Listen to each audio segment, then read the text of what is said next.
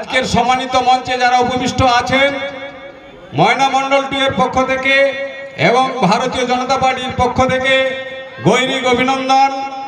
এবং যারা উপস্থিত হয়েছেন সভায় ভারতীয় জনতা পার্টির সমর্থক, সবাইকে ভারতীয় জনতা পার্টির পক্ষ থেকে গৈরিক অভিনন্দন জানাই এবং নববর্ষের প্রীতি ও শুভেচ্ছা জানাই।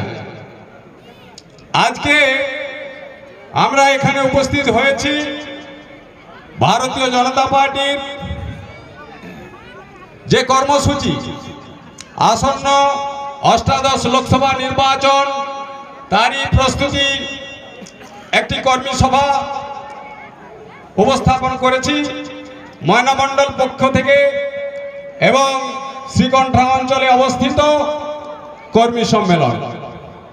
যাই হোক, আমরা সবাইকে মনে করিয়ে দিতে চাই আগামী 25শে মে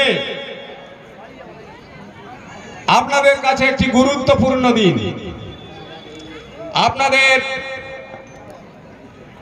একটা বিশেষ দিন, যেটা আপনাদের গণতন্ত্রের মধ্যে রয়েছে। তো আমাদের প্রার্থী ভারতীয় জনতা পার্টির সমর্থনে এবং ভারতীয় জনতা পার্টির মনোনীত প্রার্থী মাননীয়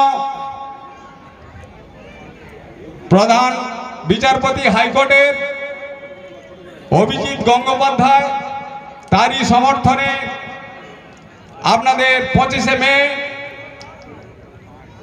ভোটাধিকার, সেই ভোটাধিকার প্রয়োগ করতে হবে এবং চোরেদেরকে উৎখাত করতে হবে। বর্তমান পশ্চিম বাংলায় যে সরকার, তুগলকি সরকার চলছে, তারা যা খেলা শুরু করেছেন, প্রচুর খেলছেন, চোরেদের খেলা, এই খেলা শেষ করতে হবে। এই খেলায় আপনাদেরকে অংশ নিতে হবে।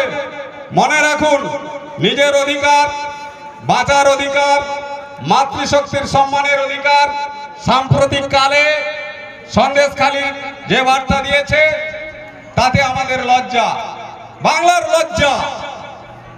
এই লজ্জায় আমরা ভারতবর্ষের যে কোনো রাজ্যে গেলে আমাদেরকে মাথা নিচু করে থাকতে হয়।